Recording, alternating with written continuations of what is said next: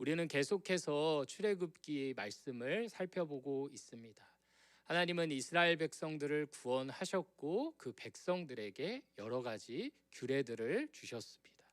지금 현대의 기준으로는 잘 이해가 되지 않는 그 말씀들도 왜 하나님이 그 시대에 허락해 주셨는지 우리가 하나하나 살펴보았습니다. 노예에 대한 부분도 있었고 살인에 대한 부분, 우발적 범죄에 대해서 어떻게 처리를 해야 하는지에 대한 부분도 우리가 살펴봤습니다. 또한 과부와 가난한 이웃들을 보살펴야 한다라고 강조하시는 하나님의 그 강한 마음을 우리는 보았습니다. 그리고 지난 시간에는 이웃에게 대해서, 가난한 이웃들에 대해서 고리대금 업자처럼 굴지 말라라고 하는 그런 말씀을 주셨습니다. 우리 긴 드라마 같은 거 보다 보면 쭉 이제 하나하나씩 집중해서 우리가 필기를 하지 않기 때문에 한 4회 5회 넘어가다 보면 그 전에 무슨 내용이 있었는지 조금 궁금합니다. 그래서 전편 몰아보기라던가 지난 시간까지의 이야기 이렇게 앞 시간에 짧게 요약된 버전이 나오면 이해하는 데 훨씬 도움이 되죠. 우리가 그것을 살펴봤기 때문에 맞아, 이런 내용이 있었지라고 상기시키는 것처럼 오늘 본문의 내용도 하나님께서 이러한 말씀들이 왜 주어졌는지를 우리로 하여금 다시금 상기시켜 주신다라고 하는 것을 우리가 볼 수 있습니다. 이스라엘 백성들은 마치 실생활에서 그들 간의 문제를 다루고 있는 규칙들을 배워왔다고 아마 생각을 해왔을 수 있습니다. 이런 규례 다 사람들과의 관계된 규례였는데 이제 오늘 본문에서 하나님이 말씀하시는 것, 나야 나. 이 규례를 준 것이 나고 내가 너희들 삶의 중심이 돼야 해. 잊어선 안 돼라고 다시 한번 요약하며 강조를 하고 계신다라는 것을 우리가 볼 수 있는데요. 28절 다 같이 읽어보도록 하겠습니다. 시작.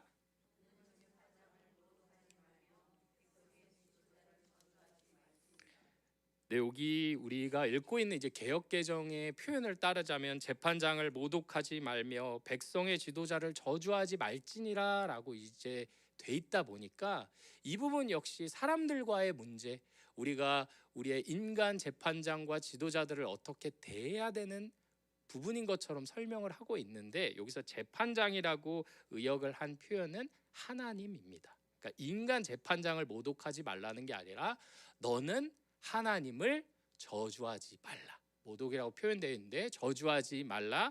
그리고 하나님께서 세우신 지도자 역시 저주하지 말라라고 표현을 하고 있는 것입니다. 우리 하나님이 분명히 강조하시는 건 뭐냐면 너희들 착하게 살아. 좋지. 이웃들과 화목해야지. 규례를 잘 지키고 질서 있게 살아야지. 근데 그게 다가 아니야. 나를 사랑하고 나를 존귀 여기고 나를 경외하기에 너는 내가 준 이웃들에 대해서도 그렇게 해야 해 하고 주님께서 가르쳐 주시는 것입니다. 우리 하나님을 경외하시는 우리 모든 성도님들이 되시길 축복드립니다. 네. 사람들을 참아야지, 용납해야지 몇 번이나 할 수 있을까요? 네. 우리가 남편 참아줘야지. 우리 아들 맨날 늦게 오는데 참아줘야지. 몇 번이나 할 수 있을까요? 네. 그것은 내 마음이 힘든 만큼 그 시간은 짧아질 텐데 사람을 사랑하는 마음은 하나님을 사랑하는 마음으로부터 옵니다. 사람을 향한 존귀함도 마찬가지입니다. 우리 꼭 출애굽기 말씀이 아니라 신약 전반에도 하나님께서 세우신 지도자, 교회에서의 지도자뿐만 아니라 국가의 지도자, 각 사람이 위치한 상하관계에서의 지도자들을 존귀 여겨야 한다라는 것들 많이 알고 계실 거라고 생각합니다. 그런데 그러한 존귀 여김은 하나님을 사랑하는 마음으로부터 오게 됨을 믿습니다. 왜냐하면 우리는 우리의 힘으로 사랑할 수 없기 때문입니다. 성령의 힘으로 하나님을 경외하고 사랑하는 마음이 채워졌을 때 사람들도 존귀 여길 수 있는 것입니다. 제가 질문을 하나 드리도록 하겠습니다. 하나님을 사랑하지 않고 사람들을 사랑하는 게 가능하실까요? 네. 해보면 아시겠지만 이게 내가 사랑하고 있는 건지 아니면 내 자기 만족 때문에 이렇게 자식을 품고 있는 건지, 이게 사랑이 맞을까? 이렇게 달려온 내 세월이 참 맞는 것인가? 라고 생각을 할 수 있는데, 하나님께 사랑을 받으면 그 사랑으로 넉넉히 사람들을 사랑할 수 있습니다. 우리 사랑하는 성도 여러분, 하나님이 세우신 각양 각종의 지도자들을 존귀 여기시길 축복드립니다. 억지로 하시지 마시고 하나님을 사랑하는 마음을 달라고 간구하시면 하나님이 그것을 넉넉히 해 주실 줄 믿습니다. 하나님은 주님이 세우신 지도자를 모독하고 저주하는 것을 금하고 계십니다. 하나님을 저주하지 말라라는 명령과 같이 뒤에 병렬적으로 놓여져 있는 만큼 이게 굉장히 강하다라는 거 알고 계시죠? 네. 근데 우리는 이것을 가볍게 생각하는 경향이 있습니다. 혹시 지난 주간 하나님 험담 많이 하신 분 계신가요? 세로원들 모여갖고 우리 이거 하나님 우리 좀 잘못한 것 같아, 일 처리를 어떻게 하시는 거야? 라고 험담하신 분들 계신가요? 없으실 거라고 믿습니다. 그런데 3, 4, 5 모여서 우리의 지도자들 험담하는 거는 우리가 하곤 합니다. 마음에 불편함이 없습니다. 그런데 오늘 본문에서 하나님 말씀하신 건 나를 저주하지 마, 그리고 내가 세운 지도자도 저주하지 마. 이것은 그 지도자가 대단해서 아니면 지도자가 우리가 존경할 만한 모든 걸 갖춰서가 아니라 하나님이 일단 명령하셨기 때문이고, 두 번째는 그 지도자를 하나님이 세우셨습니다. 믿으십니까? 하나님이 세우신 주님의 인사 능력을 의심하시지 않으시죠? 네. 하나님은 완벽한 자들을 지도자로 세운 게 아니라 하나님의 선하신 뜻 가운데 세우셨기에 우리는 그것을 순종해야 할 줄 믿습니다.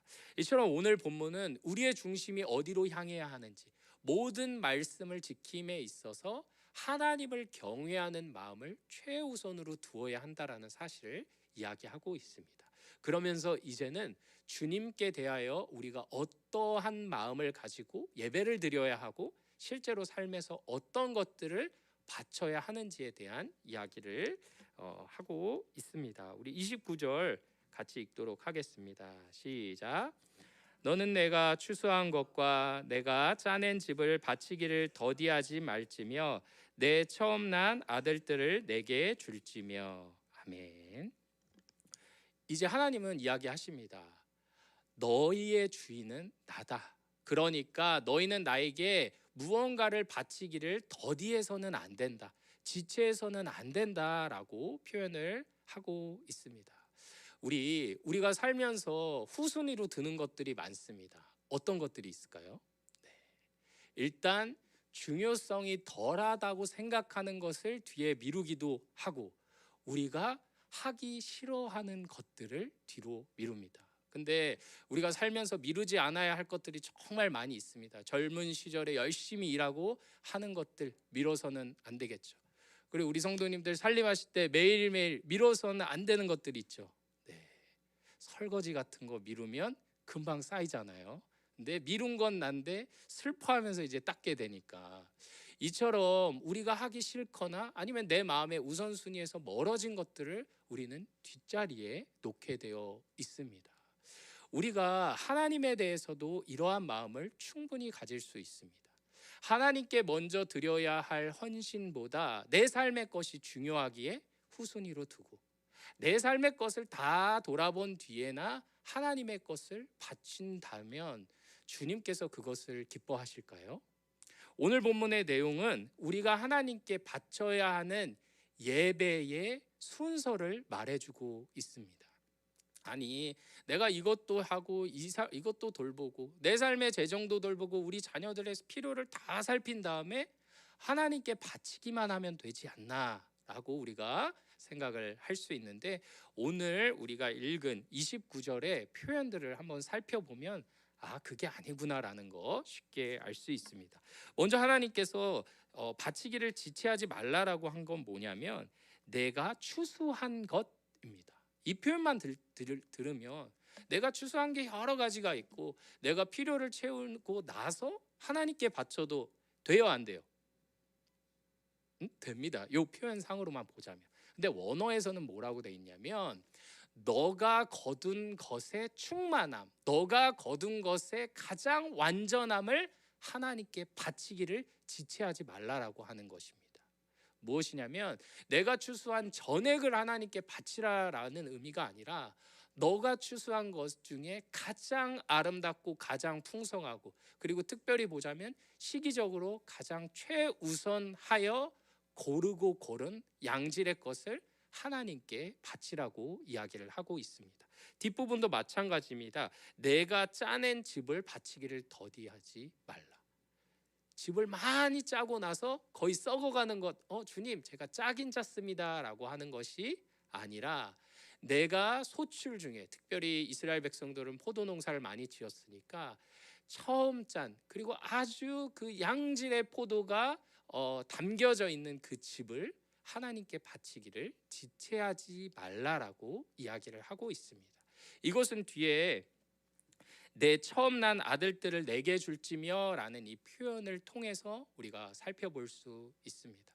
우리 하나님께서는 주님께 바쳐져야 할 것들의 순서를 따지시는 분입니다. 믿으시나요? 하나님이 그릇이 조그마셔서 너무 우리에게 많은 것을 요구하시나요? 아닙니다. 하나님은 우리가 살아가면서 하나님을 가장 최우선위에 두고 우선순위로 두고 살아가게끔 훈련을 시켜주시는 분인 줄 믿습니다. 우리 매일매일 반복해야 우리가 간신히 하게 되는 것들이 있습니다.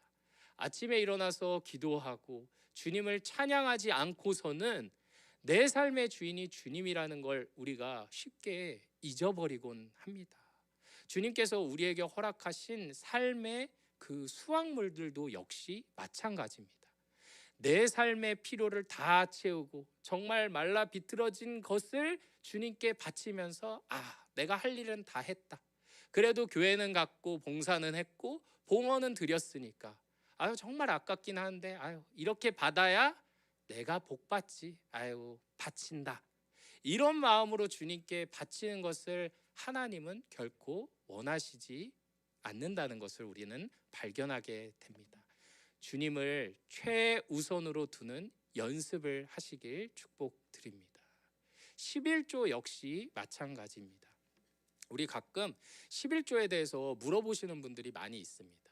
이거는 구약시대에나 적용되는 거 아니에요? 지금도 이것을 바쳐야 되는 성경적 근거가 뚜렷하게 무엇이지요? 네, 실제로 성경의 구절들이 그걸 명시적으로 말하고 있는 대목들이 많이 있습니다. 여기에 더해서 제가 하나님의 마음을 담아 설명을 해드리도록 하겠습니다. 11조는 무엇이냐면 내가 받은 수확물 중에 가장 먼저, 가장 처음, 가장 좋은 것을 떼놓는 훈련이 바로 11조입니다. 하나님은 돈이 없으실까요? 하나님이 너 30만 원 없으면 내 이번 달 빵꾸나. 아니에요. 하나님은 넘치게 모든 부를 다 가지고 계신 분인데 우리에게 그걸 명령하시는 이유는 뭐냐면 11조를 드리는 그 순간들로 하여금 우리로 하여금 하나님을 계속 생각할 수 있게 하는 겁니다. 맞아. 이 소유가 다 하나님 것이지. 나에게 건강 주시고 삶을 주신 그 하나님이지. 내가 인생의 모든 것을 주님께 다 바칠 수는 없지만 가장 처음 것 10분의 1을 하나님께 순서상 먼저 떼놓고 생각해야지. 이런 은혜가 있길 바랍니다. 그래서 11조 드리는 건 상당한 믿음을 요구합니다. 이거가 아니면은 내가 정말 빠듯하지 않게 살 수 있는데 이 부분만 안 내면 아이들이랑 외식도 할 수 있는데 여러 가지 고민점들이 많이 있습니다. 하지만 하나님은 우리로 하여금 너희가 누구인지, 너희가 왜 살아가고 있는지를 계속 훈련시켜 주시는 분이기 때문에 우리 그러한 훈련의 기회, 그리고 무엇보다 하나님의 명령을 꼭 지키시는 은혜가 있길 축복드립니다. 그리고 11조를 가끔 퐁당퐁당 하시는 분들이 있습니다. 어떤 원인일까요? 11조를 후순위로 떼놓게 되면 그런 일이 생깁니다. 내가 예를 들어서 300만 원을 받았는데 이번 달 나가야 하는 돈들을 다 세고 나니까 어느 달은 하나님께 드릴 11조 여분이 남아있는 달이 있겠죠. 그러면 하나님께 드립니다. 그런데 어느 달은 그걸 다 떼놓고 났더니 5만 원이 비어. 근데 이러면 차라리 안 드리고 다음 달에 채워서 드리는 게 낫겠다 싶으면 안 드리게 되는 것이죠. 우리 하나님께 마음을 집중하시는 우리 성도님들이 되길 축복드립니다. 어려운 게 아닙니다. 뭐예요? 이스라엘 백성들에게 요청하는 것은 네가 추수한 것에 가장 풍족한 것, 너희가 짜낸 것 중에 가장 양질의 집, 그리고 너희 아들들 중에 첫째를 하나님께 드리라, 바치라 라는 것입니다. 우리 인생 살면서 우선순위가 여러 가지일 때 혼동을 느끼게 되는데, 혼동 느끼시지 말고 하나님이 정해주신 규칙을 따라 살아가시는 은혜가 있길 축복드립니다. 그리고 이것은 단순히 봉헌의 개념이 아니라 우리가 하나님을 향한 그 마음 자체가 이것을 대변해 준다라고 생각을 해보게 됩니다. 신약성경에 보면 예수님이 이런 표현들을 합니다. 너희의 어미나 부모나 심지어 자녀마저 나보다 먼저, 나보다 더 우선순위로 섬긴다면 그것은 옳지 않다라는 표현이 있습니다. 이것은 부모 공경하기를 그만두라던가 아니면 가족들 부양하기를 다 내팽개치고 교회만 오라라는 표현이 아니겠죠. 여기서의 하나님이 말씀하시는 것, 예수님이 말씀하시는 건 너희 삶에서 너희 마음에 가장 먼저 바쳐져야 할 대상은 이웃이나 가족이 아니라 나다. 나에게 온 마음과 헌신하기로 작정하여 드리는 그 첫 마음을 주님은 요청하시는 줄 믿습니다. 우리가 주님께 기도하러 나옵니다. 바라건대 매일 기도하시는 우리 성도님 되길 축복드립니다. 매일 아침 일어나 기도하시는 성도님들이 되길 축복드립니다. 그런데 많은 경우는 우리는 언제 기도하러 나오죠? 잘 살 때는 알아서 잘 해주시겠거니 감사합니다 이렇게 하고, 인생의 어려움이 닥치면 그제서야 하나님을 찾아갑니다. 이건 역시 우리의 삶에서 하나님을 향한 마음을 후순위에 두면 충분히 생길 수 있는 일입니다. 우리의 자녀가 잘 됐으면 좋겠어요. 우리의 자녀가 건강하고 우리 남편이 재정적으로 사업적으로 잘 됐으면 좋겠어요 라는 것을 우리의 마음의 우선순위로 두다 보면 하나님은 뒤편에 가게 되어 있습니다. 이러다가 문제가 생기면 그때 누굴 찾죠? 하나님을 찾습니다. 네, 우리 다 키운 자녀들이지만 성인이 되어서도 사고 칠 때 있어요, 없어요? 네, 감사합니다. 우리 다 벌려놓고 부모님 찾지 마시고 다 벌려놓고 하나님 찾지 않으시는 은혜가 있길 축복드립니다.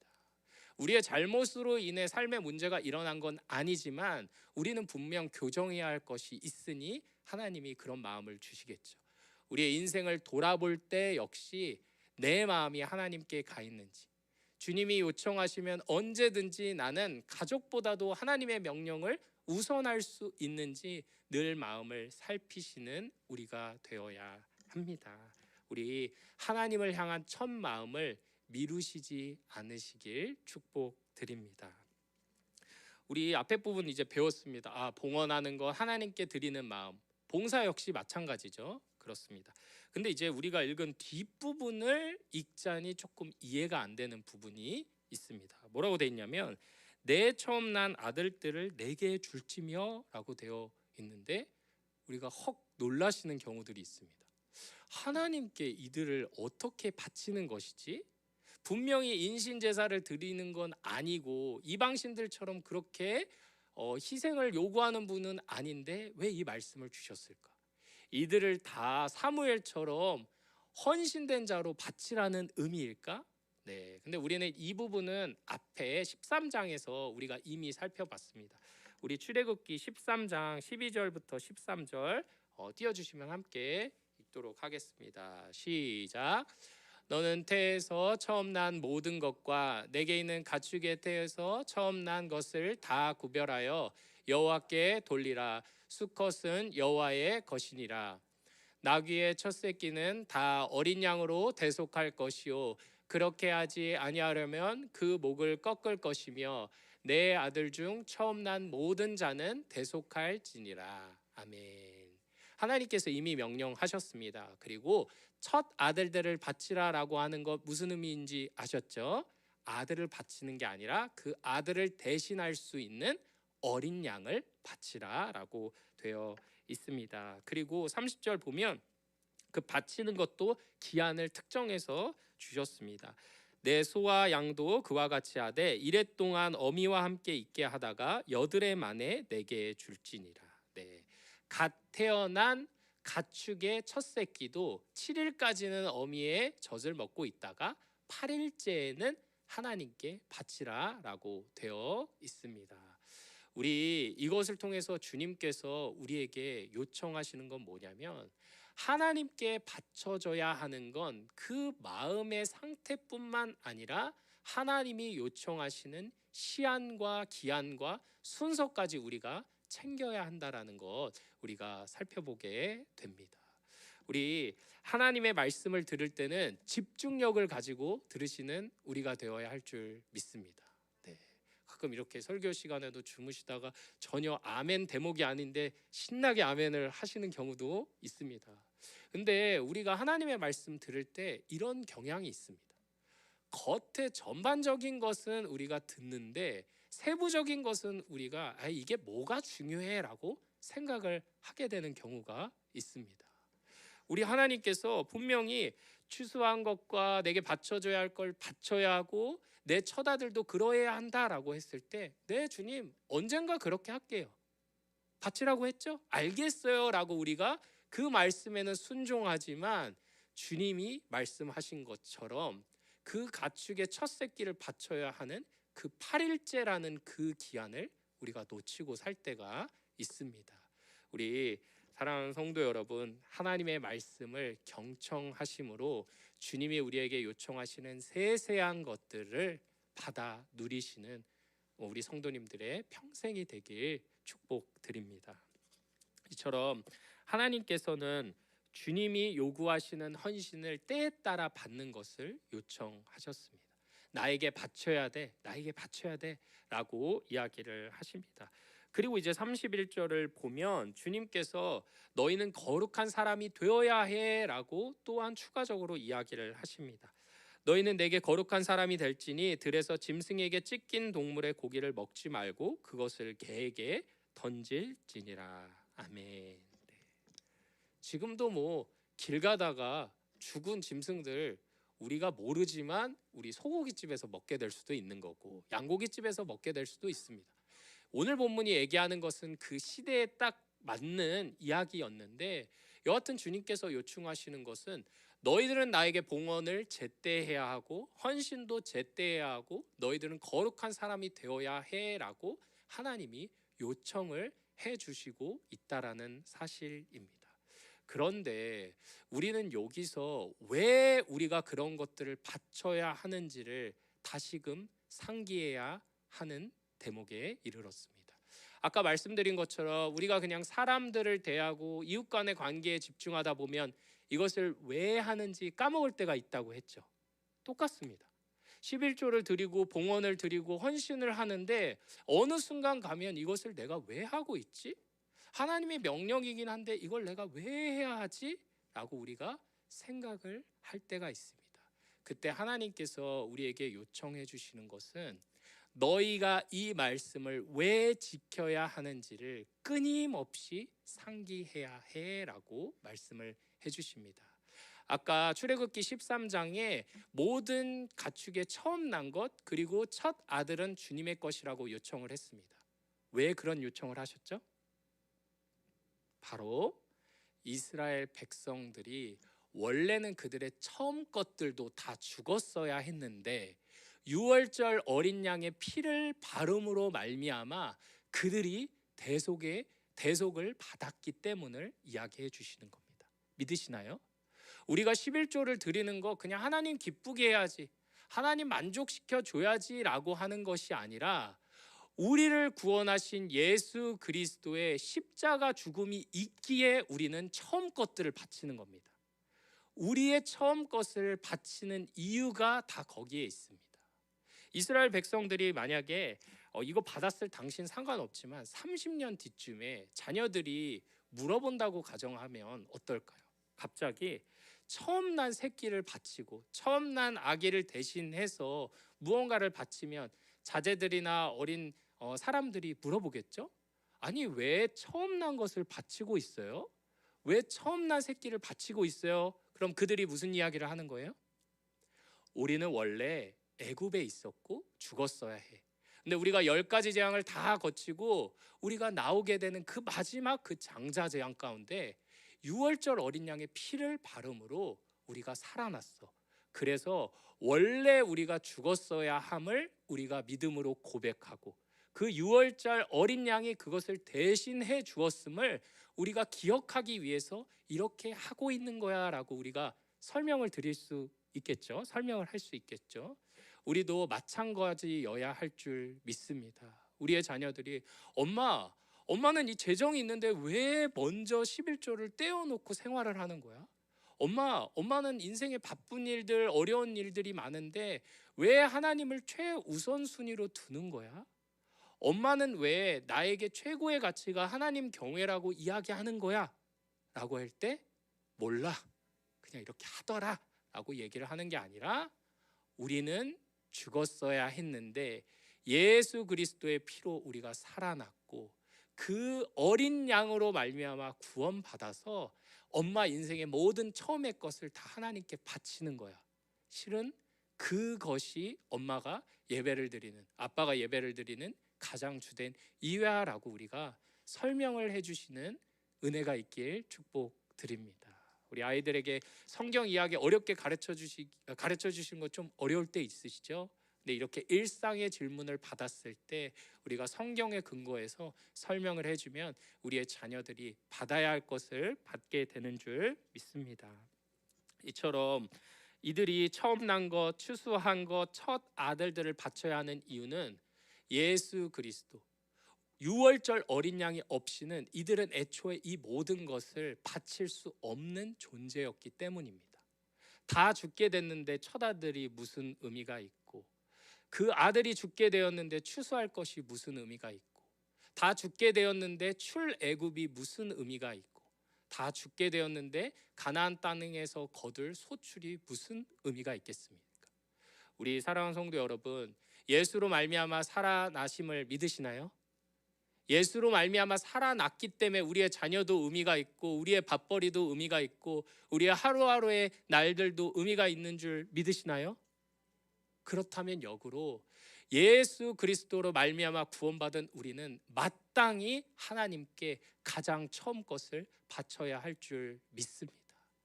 원래 버려졌어야 할 우리의 첫째 것을 대신하여 그분이 죽으셨기 때문입니다. 우리 사랑하는 성도 여러분, 우리는 고난 주간을 맞이하고 있습니다. 예수 그리스도께서 친히 이 땅에 오심으로 우리를 대신하여 우리가 죽었어야 할 그 자리에서 대신 죽으심으로 말미암아 우리는 살게 되었습니다. 그 예수 그리스도의 은혜가 참다운 것으로 인정된다면 주님께 바쳐야 할 헌신의 순서를 꼭 지키시는 우리가 되어야 할 줄 믿습니다. 그래서 오늘 말씀을 듣는 가운데 내가 후순위로 뒀던 것, 아니면 내가 일상이 너무 빠듯해서, 아니면 현실적인 게 어려워서 예수님을, 하나님의 명령을 후순위에 두고 있다면 부디 바라건대 그 순서를 옮기시는 은혜가 있길 축복드립니다. 인간적으로는 다 이해될 수 있는 현실의 문제지만 하나님이 우리 성도님들 잘 살게 해주시기 위하여 요청하신 그것, 예수 그리스도의 죽음의 가치를 늘 묵상하게 하기 위하여 주신 그 우선순위의 설정을 잘 받아 누리시길 주님의 이름으로 축복드립니다. 기도하도록 하겠습니다.